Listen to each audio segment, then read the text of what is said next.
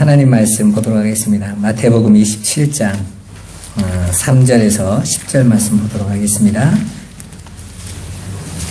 같이 한번 읽어보시죠. 그때 예수를 판 유다가 그의 정죄됨을 보고 스스로 뉘우쳐 그 은 30을 대제사장들과 장로들에게 고로 갖다 주며 이르되 내가 무지한 피를 팔고 죄를 범하였도다 하니 그들이 이르되 그것이 우리에게 무슨 상관이냐 내가 당하라 하거늘 유다가 은을 성소에 던져놓고 물러가서 스스로 목매어 죽은지라. 대제사장들이 그 은을 거두며 이르되 이것은 핏값이라 성전고에 넣어둠이 옳지 않다 하고 은혼한 후 이것으로 토기장이의 밭을 사서 나그네의 묘지를 삼았으니 그러므로 오늘날까지 그 밭을 피밭이라 일컫느니라. 이에 선지자 에레미야를 통하여 하신 말씀이 이루어졌나니 일렀으되 그들이 그 가격 매겨진 자 곧 이스라엘 자손 중에서 가격 매긴 자의 가격 곧 은 30을 가지고 토기장이의 밭값으로 주었으니 이는 주께서 내게 명하신 바와 같으니라 하였더라. 아멘. 예, 오늘은 유다가 예수를 판 그 값으로 그 예수가 죽은 핏값에 의해서 그 값으로 산 나그네의 묘지에 대한 이야기가 등장합니다. 우리가 지난주와 같은 말씀인데 이 말씀 안에는 두 가지가 들어가 있다고요. 가룟 유다의 죽은 사건과 가룟 유다가 던져버린 그 예수님의 핏값, 그 값으로 나그네의 묘지를 샀다라는 말씀과 함께 그냥 샀다로 끝나는 것이 아니라 우연한 것 같지만 에레미야에게 했던 말씀이 응하였다라는 말이 의미심장하게 들어가져 있다고요. 우리가 이것을 통해서 이 역사를 바라보는 눈을 저와 여러분들이 잘 알고 계셔야 돼요. 또한 내 인생과 내 삶에 대한 방향을 하나님께서 붙잡고 계신다라는 확신을 가지고 성도는 가고 있는 것입니다. 그리고 우리가 어디로 가고 있는가? 어떤 자리에 가는 것이 정말 진리를 가진 성도들의 길인가에 대한 겁니다. 전에 어떤 청년이 우리 교회 와서 제가 하는 설교를 듣고 한 번 듣고 가면서 그런 이야기를 했다고 하더라고요. 목사님들은 다 각자 하고 싶은 말들이 있으니까 하고 넘어가는 것이죠. 맞습니다. 여러분 다 각자 하는 말들이 있잖아요. 신천지는 신천지의 말이 있고 베레아는 베레아의 말이 있습니다. 그리고 제가 속한 우리 합동적 교회 안에도 수없이 많은 목사님들이 훌륭한 말들, 좋은 말들 다 기준들이 있죠. 어떤 곳에서는 성공하는 이야기를 하고 어떤 곳에는 비즈니스에 대한 이야기를 하고 수없이 많은 이야기를 합니다. 그런데 중요한 건 분명히 그 안에 진리가 있을 건데 진리를 듣지 못하면 어떻게 될까요? 이건 다른 내용이에요. 아니, 교회 다니면 구원받는 거 아닙니까? 천만의 말씀이에요. 말씀이 구원합니다. 그죠? 하나님께서 당신의 백성에게 말씀을 주시는 거거든요. 예수님이 말씀하시잖아요. 내 양은 뭘 듣는다고요? 내 음성을 안 하니. 내 양은 내 음성을 한다. 그러니까 만약에 내 음성이 아니면 내 양은 뭐 한다는 거예요? 방황한다는 거예요. 양은요, 자기 목자의 소리가 아니면요, 방황합니다. 왜? 내 목자의 소리가 아니거든요. 그 데시벨을 딱 알아들어요.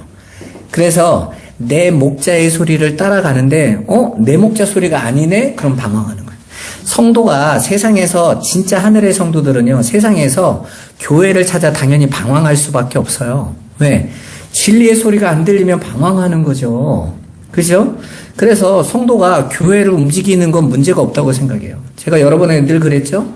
저는 우리 교회에서 한 번도 저한테 와서 목사님, 저는 말씀에 맞질 않는 것 같아요.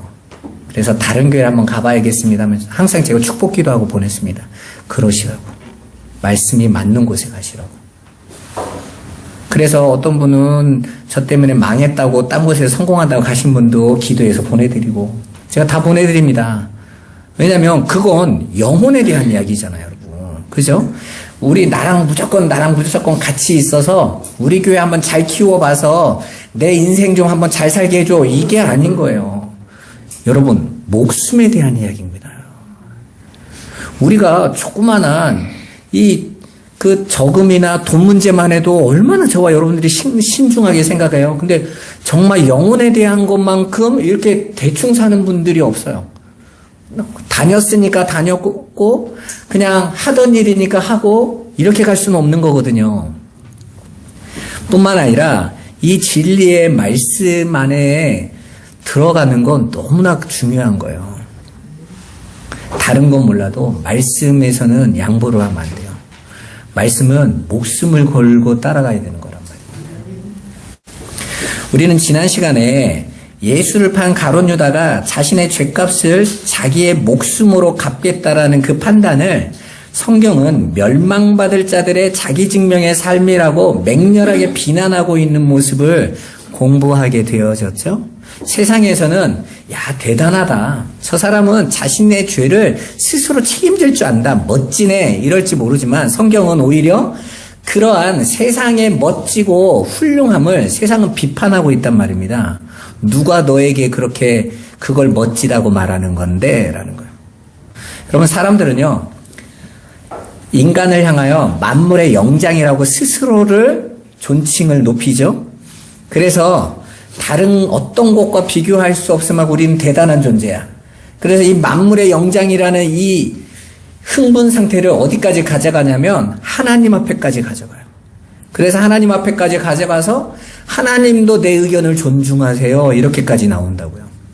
그래서 바벨탑 사건이 그거잖아요. 우리가 하나님 앞에까지 탑을 쌓아 올려서 하나님 앞에 우리의 이름을 내자. 이게 뭡니까?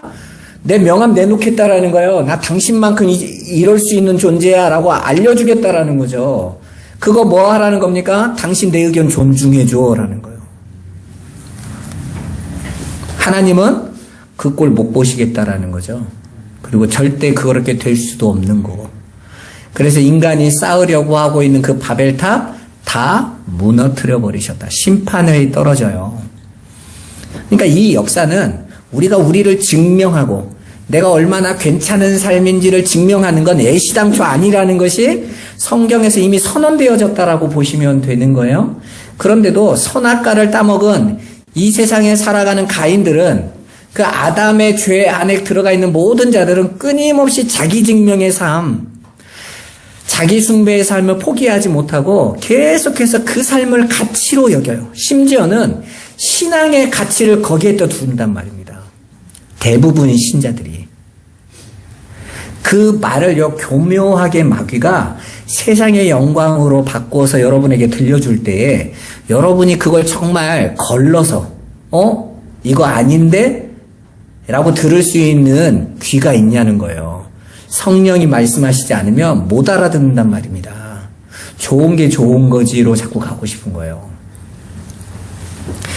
여전히 많은 사람들이 그래서 이 역사와 인생의 목적을 잘 알지 못해서 방황하면서 살고 있어요. 세상에서 보이는 대로 육신의 정욕과 안목의 정욕, 이 세상의 자랑을 쫓아서 자기의 의를 쌓으며 살아갑니다. 그냥 내가 맞는 거 맞다고 살고 싶은 거죠. 그럴 수는 없는 거죠. 이 세상에서 그렇게 인간들은 열심히 자기의 의를 쌓는 삶을 살고 그들을 의인이라고 여기고 칭송합니다. 그래서 사람들이 간디나 슈바이처, 김수환 추기경, 법정스님 같은 분들 무소유에 감격해서 존경하고 그분들을 칭송하며 그분들의 이야기를 나눌 때에는 경청해요. 야, 그런 말도 했어 하고 들어줍니다. 아니, 김수환 추기경 같은 경우는요, 돌아가신 후에 조문 행렬이요, 40만 명이나 가서요. 심지어는 스님들이 법복 입고 가서 조문했어요. 여러분, 타 종교의 지도자를요, 가서 조문하는 거 어렵습니다. 내가 그것도 불교와 기독교는 엄청나게 큰 격차를 가지고 있잖아요. 그럼에도 가서 존경한다 그랬어요. 그 김수환 추기경이 그랬죠. 불교와 같이 자신을 잘 수행하는 종교는 천국 갈 수 있습니다. 그래서 좋아하겠죠. 그렇게 세상의 우리나라에서 옛날에 김영삼 대통령이 그랬죠. 이 나라의 문제를 의논하고 싶은 종교 지도자가 있습니까? 그랬더니 김수환 추기경과 얘기하고 싶다고 그랬어요. 그분 장로님인데 자기 외 목사님 계시는데 그러니까 우리 한국교회 성도들이요, 한 600만 명 정도 천주교로 간 분들이 대부분 기독교인들이 같습니다. 천주교가 훨씬 더 훌륭해 보이는 거죠. 더 나아 보이고. 왜요? 보여지는 의로움인 그게 훨씬 낫거든요. 김장에서 가난한 사람들 갖다 주고, 신부님들도 나라를 위해서 의로운 말도 하고 있는 것 같고, 훨씬 나아요. 교회로 보여지는 것은 막 교회에 맨날 자기 건물이나 짓겠다고 하고 불법이나 저지르고 목사님들 하는 꼬라지를 보면, 야, 내가 저런 사람들을 따라서 내가 돈 갖다 바쳐야 돼? 이런 생각이 들 때가 한두 번이 아니지 않습니까, 여러분? 그런데 여러분들이 한 가지 아셔야 돼요. 성경은 분명하게 의인은 하나도 없다고 그랬어요. 그죠? 로마서 3장에 10절에 의인은 없나니 단 하나도 없다고 분명히 선언했습니다. 오직 예수 그리스도 한 분만이 의로우시다 이렇게 말씀하셨어요. 인정하십니까? 그죠? 그런데 세상은 진짜 의인이신 예수에 대해서는 듣고 싶어 합니까? 듣고 싶어 하지 않습니까? 듣고 싶어 하지 않습니다. 왜요? 진짜 의인인데, 진짜 의인이신 예수의 이야기는 거부하고, 자기들끼리 인정하는 의인은 칭찬해주고, 인정해주고, 박수쳐줘요. 그 진짜 의인이신 예수의 십자가를 이야기하면 분노하고, 그 십자가의 의를 말을 하면 귀를 막습니다. 오히려 그 십자가의 의에 대한 이야기를 하는 자들을 죽여버립니다. 지금도 저 이스라엘 땅에 가면 유대인들이요, 예수 믿는 자들 앞에 와가지고요, 예배드리러 들어가면 문 앞에 와가지고 니들이 뭔데 우리가 죄인이라고 한 그 예수놈을 믿고 자꾸 메시아라고 하냐는 거죠. 그러면서 시비를 걸어요. 아니, 그러면 당신 메시아 아니라고 생각하면 당신대로 살아라. 인정할 수 없다는 거죠. 왜 그런 줄 아세요? 제가 어렸을 때 교회에서 체육대회를 하면요, OX 퀴즈를 했었어요. OX 퀴즈 뭔지 아시죠? 운동장에서 성도들이 다 나가서 성경 문제를 내지만 아리송하게 yes 아니면 no로 딱 그어놓으면요, 여기 왔다가 저리 왔다가 좀 줄로 이렇게 딱 긋습니다. 근데 한꺼번에 다 오러 가면요, 마음이 편해져. 왜? 다 떨어지면 다시 하면 돼. 한 명 뽑는 거니까. 그런데 다 이쪽으로 갔는데 한 명이 여기 딱 있으면 내가 분명히 맞다고 생각은 하지만 왠지 찝찝해. 그래서 저 사람이 마음에 안 들어요. 마찬가지죠. 모두가 예수가 그리스도가 아니라고 하면 마음이 편해. 그런데 어떤 한 인간이 예수가 그리스도라고 하면 그 인간이 그렇게 미워지는 거예요. 왜? 혹시 그리스도가 되면 큰일 나잖아. 모두가 모르고 있는 상황인데. 그래서 예수가 그리스도라고 하는 어떤 자들이 나타나는 것이 그렇게 싫은 거예요. 왜? 자기들은 지금까지 메시아를 기다려왔는데 우리는 저게 메시아가 아니라고 그랬는데 메시아가 맞다는 자들이 나타난 거예요. 불안해. 그래서 길을 쓰고 가로막는 거죠. 분노하는 거예요. 여러분, 세상도 마찬가지입니다. 구원은 여러 갈래가 있고 알아서 받으면 구원받을 수 있다라고 하면 마음이 편해. 내가 내 마음에 훌륭하게 살아가면 되니까. 그런데 그거 아니고 길은 이거밖에 없어 그러면요, 나는 저게 안 믿어지는데 불안해지는 거잖아요. 그때부터는. 그러면 그 한 길을 외치는 자가 죽도록 미운 거예요. 독선적으로 보이는 것이죠. 그래서 예수의 의를 이야기하는 자들을 싫어하는 것입니다. 여러분, 세상의 의인이라고 말하는 사람들이 나같이 살아야 구원받는다라고 말하던가요? 아닙니다. 다 인정해 줍니다. 그냥 나는 내 나름대로 노력하고 있고 이렇게 각자 최선을 다하면 구원받을 수 있습니다 라고 길을 던지고 있는 거죠. 그래서 모두가 다 만족하는 거예요. 여러분, 분명히 성경은 세상의 의와 하나님의 의는 전혀 다르다라고 선언하고 있어요. 여러분, 세상의 의는 사람이 자기 자신을 증명하는 거예요. 자기의 힘으로, 열심으로, 노력으로. 그리고 그 의를 판단해주는 주체들도 인간들입니다. 전에 나는 가수다에 나왔죠? 가수가 노래를 하면 청중이 평가해 주잖아요. 그죠? 세상이 평가해 줘요. 그러니까 이 가수들은 모든 걸 동원해서 누구에게 잘 보이려고 해요? 그 청중에게 잘 보여야 되는 거예요. 청중이 나를 어떻게 평가해 주냐가 기준이니까. 그래서 세상 안에서 사람들이 평가해 주는 기준으로 모든 사람들이 살아가고 있는 것입니다. 그러나 구원은 그렇게 되어지는 것이 아니에요. 구원은 하나님이 주시는 영생을 얻는 일이거든요. 그래서 하나님의 의는 하나님이 정하시는 의이고 또한 그 의를 판단하시는 심판하시는 분도 하나님이세요. 그죠? 예수님이 말씀하시잖아요. 심판하시는 분은 하나님 한 분뿐이시다 그러시잖아요. 그러면 기준도 누군 거예요? 하나님 한 분이신 거죠. 세상에 아무리 억울합니다, 불공평합니다, 필요 없단 말이에요. 하나님 그분, 창조주신 그분이 심판자이시기 때문에 그분이 판단하는 대로 그분이 정하신 의를 내놔야 되는 거예요. 그리고 그 기준은 창세전에 하나님이 친히 정하신 뜻과 계획대로 당신의 죄 없으신 아들을 십자가의 제물로 삼으셔서 성취하시겠다는 의인 거예요. 그러니까 아들로 부어주는 의로 인정하시기로 작정하셨다라는 것이죠. 그래서 사도 바울은 세상의 의를 열심히 추구하는 자들은 그것 때문에 오히려 하나님에 의해 복종하지 않게 된다라는 역설을 말하고 있어요. 로마서 10장 13절 한번 보겠습니다. 하나님의 의를 모르고 자기 의를 세우려고 힘써 하나님에 의해 복종하지 아니하였느니라. 아멘. 유대인들에 대해서 지금 이야기하고 있는 거거든요. 유대인들이 열심히 행했던 그 의로운 삶은 뭡니까? 율법 지키는 거잖아요. 그렇죠?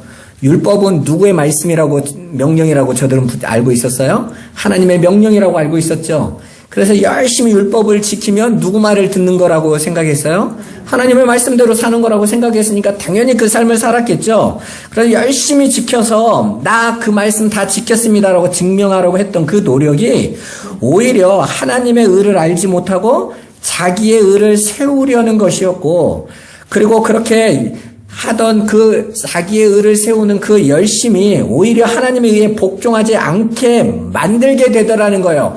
그 가장 증인이 누구죠? 바울 자신이잖아요.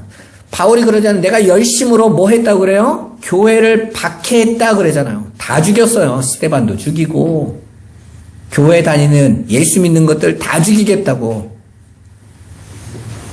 왜냐하면 자신들이 열심히 지키던 그 율법에 의해 그들은 만족하기 때문에 하나님 주신 십자가의 의가 필요가 없게 여겨지는 거예요. 나 그거 없어도 이걸로 잘할 수 있는데가 가는 거예요.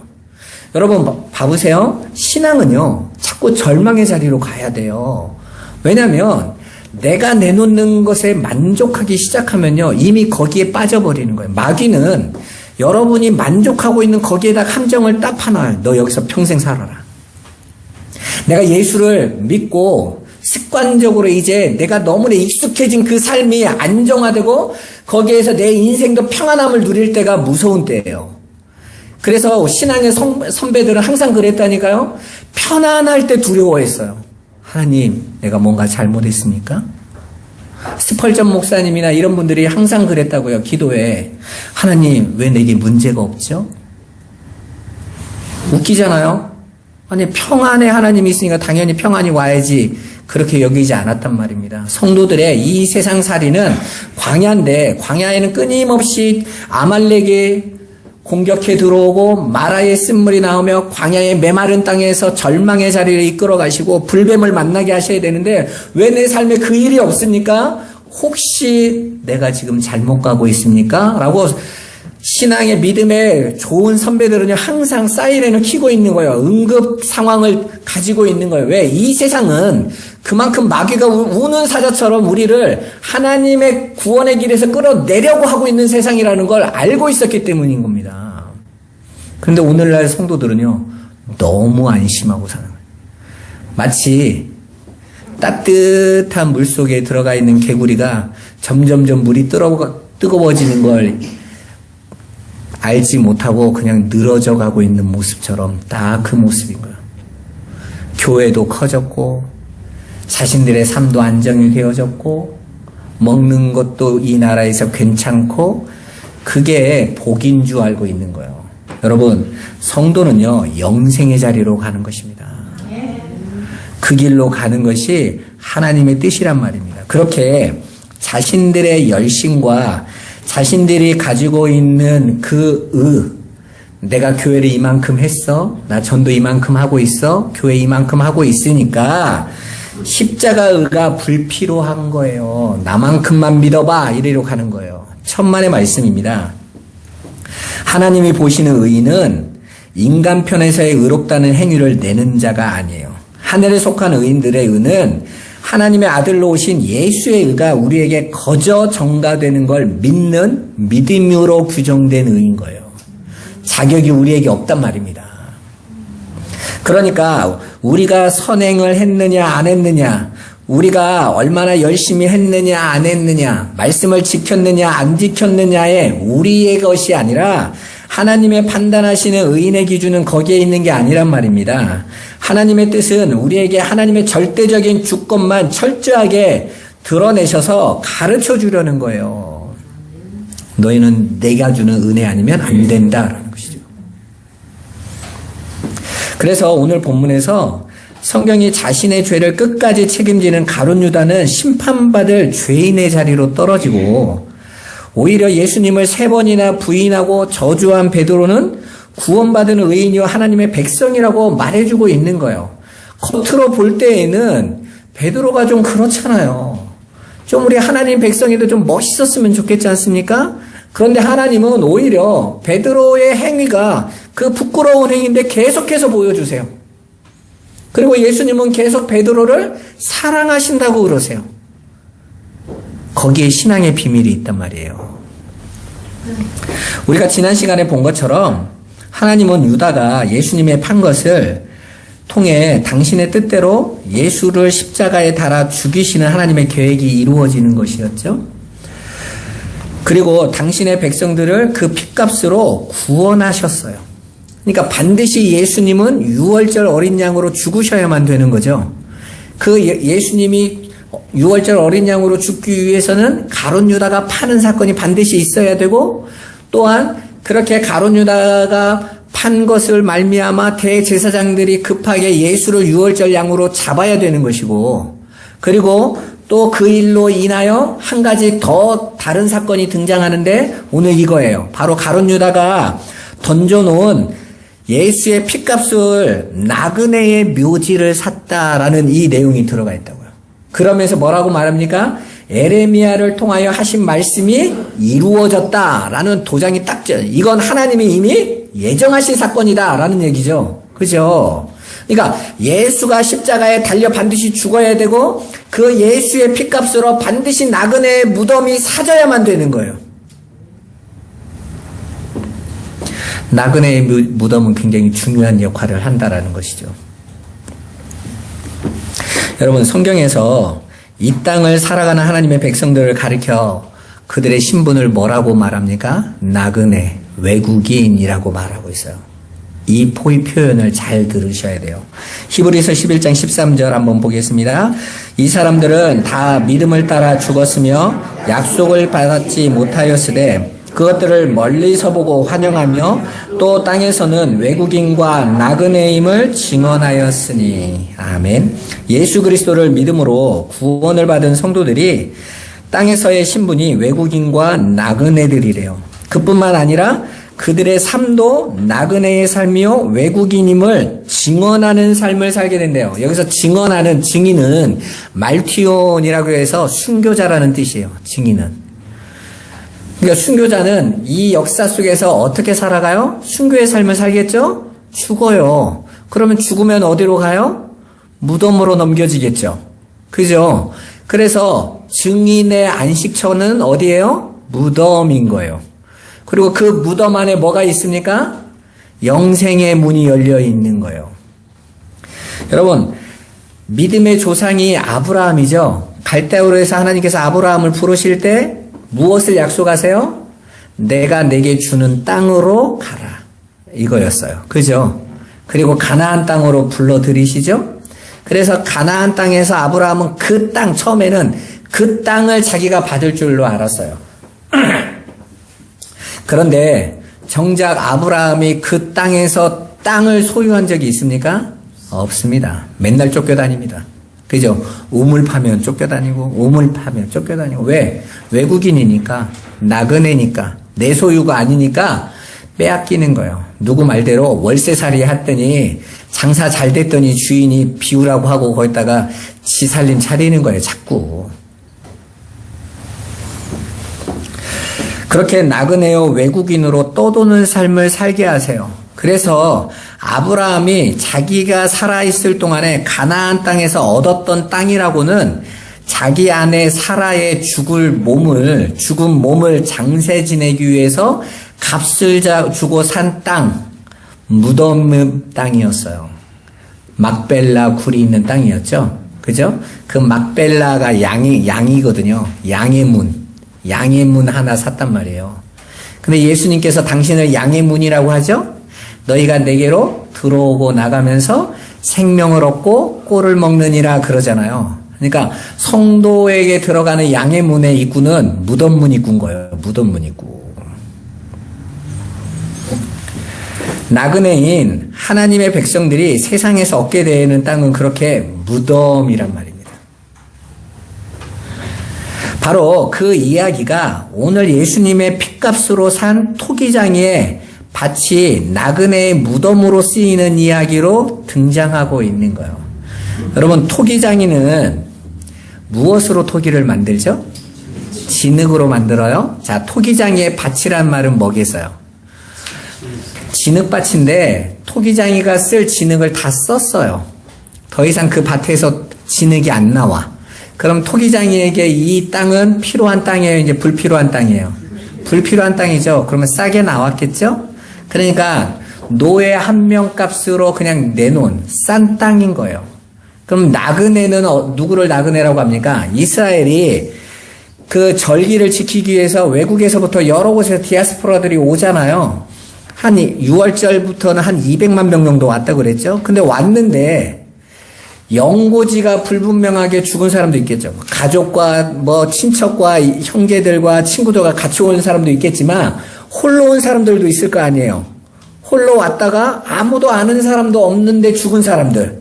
이 사람들을 매장해야 될 거 아니에요. 그런데 공회에서 조그만 마지막 자비로 그들을 매장지를 주는데 비싼 땅을 줄 수는 없으니까, 그죠? 싼 땅으로 가는데 그 나그네들의 무덤으로 예수의 핏값으로 그 땅을 샀단 말이에요. 그들을 무덤으로 묻어주기 위해서. 따라서 세상 안에서 성도의 삶은 세상의 거처를 트는 자들이 아니라 이제 하늘의 것으로 살아가고 하늘의 삶을 살아가는 거예요. 그래서 유다가 예수님을 판값을 돌려주는 일이 생기는 것이고 그 돈으로 공회가 토기장에 밭을 산 일화를 통해서 그 일이 이미 에레미야를 통해서 하신 말씀이 이루어졌다라고 지금 선언하고 있는 것입니다. 말씀대로 가더라는 거예요. 스가랴서 11장 12절 13절 같이 한번 읽어보겠습니다.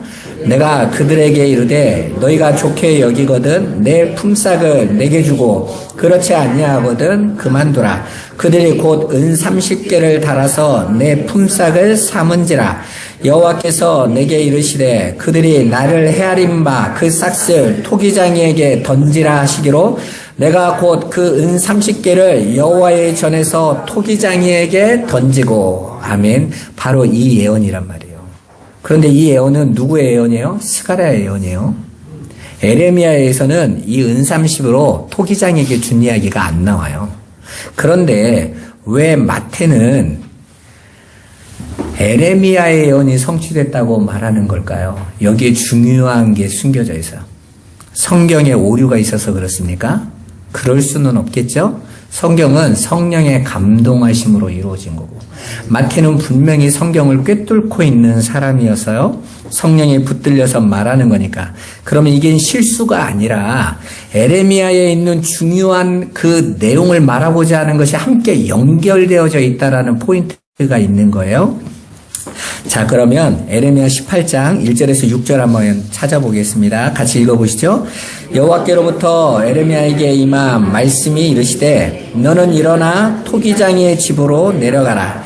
내가 거기에서 내 말을 내게 들려주리라 하시기로 내가 토기장이의 집으로 내려가서 본즉 그가 농로로 일을 하는데 진흙으로 만든 그릇이 토기장이의 손에서 터짐에 그가 그것으로 자기 의견에 좋은 대로 다른 그릇을 만들더라. 그때 여호와의 말씀이 내게 임하니라. 이르시되 여호와의 말씀이니라. 이스라엘 족속아 이 토기장이가 하는 것 같이 내가 능히 너희에게 행하지 못하겠느냐? 이스라엘 족속아 진흙이 토기장이의 손에 있음같이 너희가 내 손에 있느니라. 아멘. 스가랴서와 그리고 에레미야서에서 다루고 있는 중요한 포인트는요, 토기장이에요. 토기장이는 토기를 만드는 사람이죠. 진흙을 가지고 토기를 만드는데 토기를 좋은 그릇으로 만들지 질그릇으로 만들지 막그릇으로 만들지는 누가 결정해요? 토기장이가 결정해요. 그죠?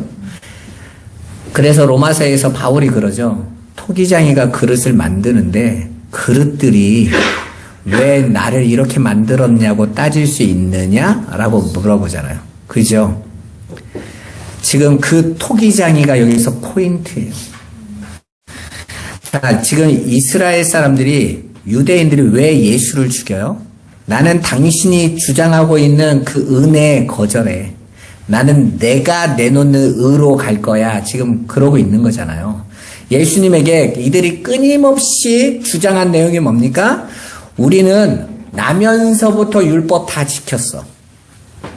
거기에다가 하나님이 우리에게 주신 명령보다 우린 더 넘치도록 지켰어. 1년에 딱 한 번 대속제일에 금식하라고 했는데 우리는 일주일에 2번씩 금식을 했고 그 금식한 걸로 다 구제하고 남들을 도와줬어. 더 많은 의로운 일을 했어. 그러니까 하나님이 주시는 요구 조건보다 더 많이 했으니 우리는 하나님 앞에 당연히 의인으로 인정받아야 되고 우리는 당연히 구원받아야 되고 당연히 축복을 받아야 돼 라고 그들은 여기고 있었다니까요. 그런데 지금 하나님이 하시는 말씀이 뭐예요? 그런데 내가 그거 싫다니까 나는 너희에게 내 아들의 피로 덮어서 구원하겠다고 작정했다니까. 그게 내 뜻이야. 내 뜻대로 믿는 자를 나는 구원할 거야. 그게 토기장이의 뜻이야. 질그릇이 왜 말이 많아 그거죠. 너희가 너희의 구원을 왜 결정해? 너희가 너희의 구원의 방법을 왜 결정해? 구원의 길은 내가 결정하는 건데. 지금 이 역사 속에 하나님 계속 말씀하시는 게 그거잖아요. 오직 예수 그리스도를 믿는 믿음으로만 구원하시겠다를 하나님은 계속 역사에 선언하고 계시는 거예요. 그런데 이 세상은 끊임없이 불평을 하고 있죠. 왜 그 방법으로 하고 있냐? 여러분, 저는 이렇게 엘리트라는 사람들의 말이요, 가장 어이가 없는 게 기독교만큼 독선적인 종교가 없대. 자기들만이 옳대. 누가 자기들만이 옳다고 그랬어? 하나님이 옳다고 그랬지. 그죠? 우리가 기독교가 맞다고 한 게 아니에요. 하나님이 맞다고 하고 있는 거지. 아니, 신이, 우주를 만든 신이 한 10,000명이 있으면 10,000명의 의견이 다 다르면 따라가면 되는 거예요. 그런데 하나님 분명히 말씀하시죠? 다른 신은 없나니 아예 없느니라. 나만 신이다 그러시잖아요. 유일하신 하나님이 당신이 유일하신 구원의 길을 제시하셨는데 그거에 대해서 무슨 반론을 제기할 게 있어요. 토기장이에게 그릇들이 따지듯이. 뿐만 아니라 하나님께서 우리를 인도하시는 구원의 방식도 하나님이 이끌어 가시는 거예요. 예수님이 유다를 통해 팔리신 것과 그분의 몸값이 은 30개로 정해진 것, 그리고 지금 유다가 자살한 것과 그 은 30개로 토기장에 밭을 사서 나그네의 무덤으로 만들어지게 된 이 모든 것은 다 하나님이 정하신 계획대로, 즉 하나님의 절대적인 주권 아래에서 이루어졌다라는 것을 강조하기 위해서 마태가 지금 에레미야서의 토기장의 이야기를 꺼내든 거란 말입니다. 모든 것이 하나님의 계획 아래 다 진행된 것이고 그대로 이루어지고 있는 것이다. 그렇게 우리 눈에 펼쳐지는 이 역사와 우리가 마주하는 일상들은 모두 하나님의 주권 아래에서 그분의 창세 전에 택하신 당신의 백성들에게 당신을 드러내시고 가르쳐 주시는 목적을 이루시기 위하여 펼쳐지는 것임을 말해주고 있는 거예요. 그게 무엇입니까? 티끌에 불과한 자들, 지느낀 자들을 하나님의 형상으로 양자 삼으시기 위해서 당신의 생명을 부어주시는데 어떻게 부어주세요? 하나님의 은혜와 사랑으로. 그 창조의 역사를 다루는 일에 유다와 대제사장들, 공회원들, 심지어는 마귀까지도 다 조력자로 사용된다라는 걸 마태는 밝히고 있는 거예요. 이해할 수 없겠지. 왜 이렇게 되는지. 그게 하나님의 작정 때문에 이루어지는 거예요. 여러분, 여러분의 인생이 이해가 되세요? 저는 이해가 안 되는데. 저는 제 인생에 불만이 굉장히 많습니다. 그런데 하나님을 알고부터는 아멘 하고 있어요. 아버지께서 하시겠다 하시니 내가 그 길을 걸어갑니다 하고 순종합니다. 이렇게 걸어간 게 얼마 안 됐어요.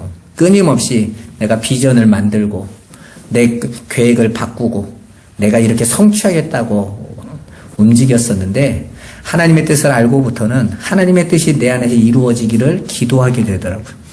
그리고 하나님이 이루시는 일을 순종하고 보게 되더라고요. 여러분, 성도는 그렇게 하나님의 인도하심을 온전히 믿고 아버지의 뜻에 나를 맡기는 삶을 살아나는 거예요. 그렇게 예수의 핏값으로 산 나그네의 무덤에 관한 이야기가 사도행전에 가면 그 예수의 핏값으로 산 교회로 이야기가 연결되어져요. 사도행전 20장 28절 한번 같이 읽어보겠습니다. 여러분은 자기를 위하여 또는 온 양떼를 위하여 삼가라. 성령이 그들 가운데 여러분을 감독자로 삼고 하나님이 자기 피로 사신 교회를 보살피게 하셨느니라. 아멘.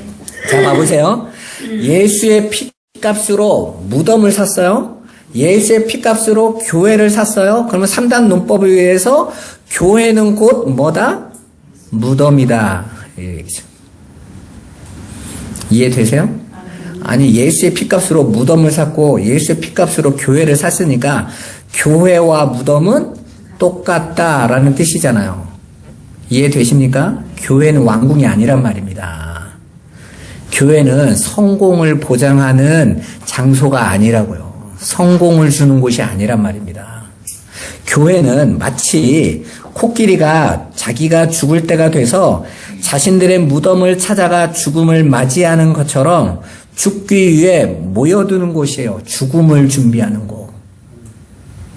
그래서 코끼리들의 무덤을 찾으면 재벌이 된대잖아요. 상아가 가득 차 있어서 코끼리들은 그렇게 죽을 때 가면 자기들의 무덤을 찾아가서 그 몸을 눕히고 그 몸을 쉬면서 죽음을 기다려요.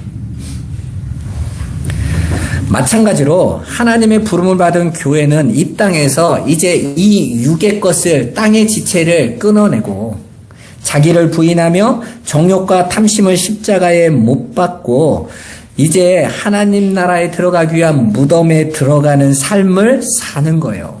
그 장소가 교회란 말입니다. 그런데 오늘날 교회가 어떻게 되어 있습니까? 강도의 구렬, 탐욕의 무덤이 되어져 있어요. 그래서 예수님이 그 성전을 향하여 강도의 구렬이라고 한 거예요. 내가 무덤을 만들어놨는데 왜 강도의 구렬을 만들었어? 그러잖아요. 내가 거기에서 옛사람이 죽고 하늘의 것으로 살아나라고 무덤을 만들어놨는데 너희들은 거기를 내 아버지 기도하는 장소, 아버지의 것으로 살라고 하는 장소를 만들었더니 너희는 세상의 것을 탐욕을 누리는 강도의 구렬을 만들었구나. 강도의 구렬이 누굽니까? 야곱의 집이죠. 야곱의 집. 야곱이 어떻게 집을 사는 거예요? 야곱이 이름 자체가 강도잖아요. 그죠? 발 뒤꿈치를 잡은 자. 나의 이 육을 살리기 위하여 하나님이 주시는 그 깨끗한 말도 얼마든지 뒤집어서 내 것으로 사용하려고 하는 거예요. 여러분, 원래 야곱이 삼촌 라반으로부터 흰 양만 받죠. 순수하고 깨끗한 양만 받았단 말이에요. 그런데 야곱이 어떤 양들을 다 생산해냈어요? 얼룩덜룩한 양으로 다 생산해놨다고요. 어떻게 해요? 물 먹으러 올 때 거기가 교배지인데 거기에다가 어떻게 해서요? 신풍나무로 이렇게 해서 그 나무 밑으로 올 때 흠이 햇빛에 가려서 그러면 양들이 이렇게 흰 양들이 그 그림자가 비치면 그 나뭇잎들이 어떻게 보이겠어요? 양들이 얼룩덜룩하게 보이겠죠. 그러다 보면 얼룩덜룩한 양들하고 교배를 하는 것도 모르고 할 거 아니에요?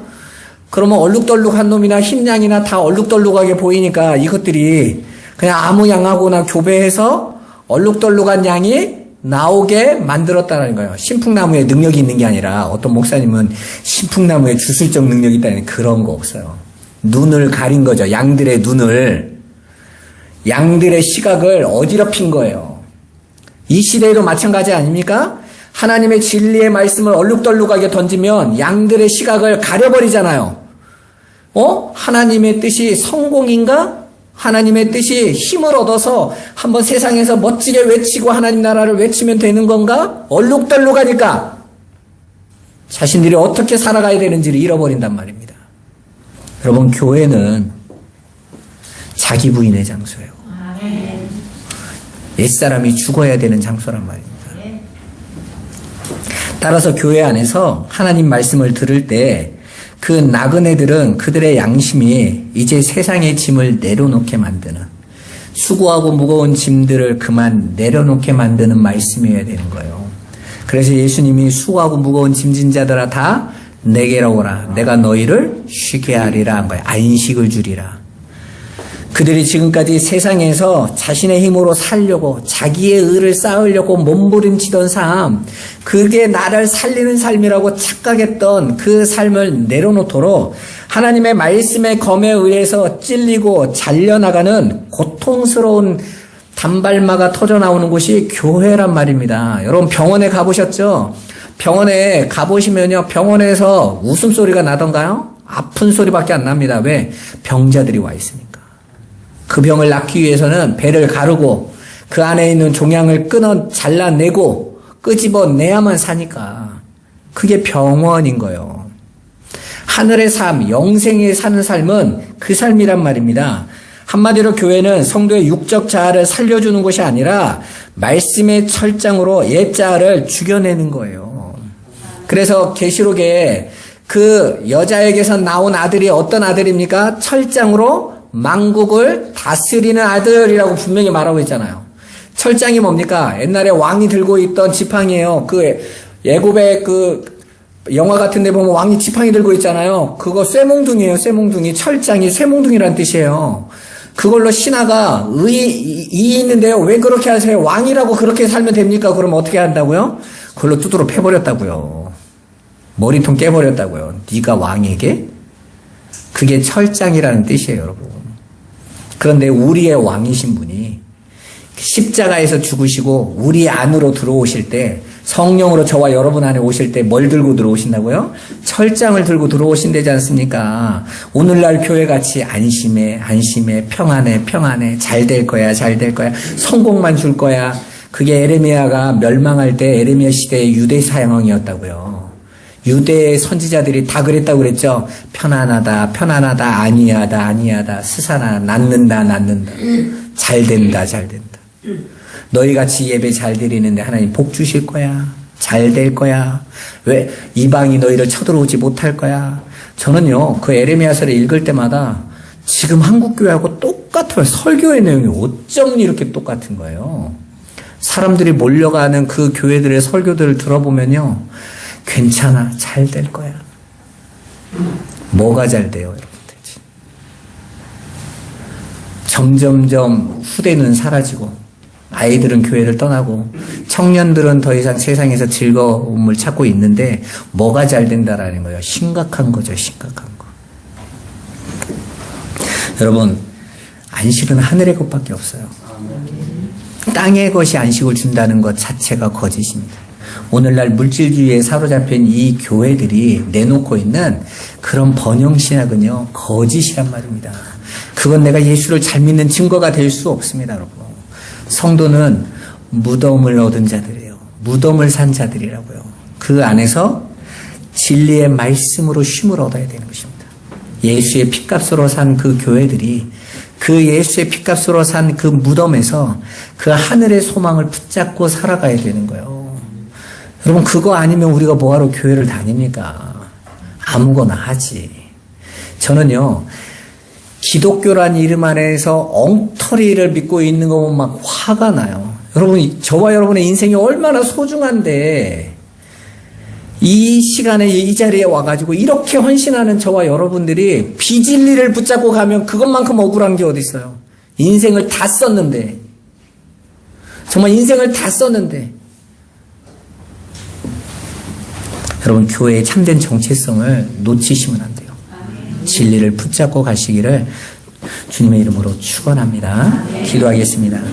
예수의 피값으로 산 나그네의 묘지 안에 부름받은 우리 성도들, 교회를 주님께서 축복하신 것처럼 우리 꿈꾸는 교회 성도들을 축복하셔서 저들이 진리만 알고 진리만 쫓아가게 하여 주옵소서.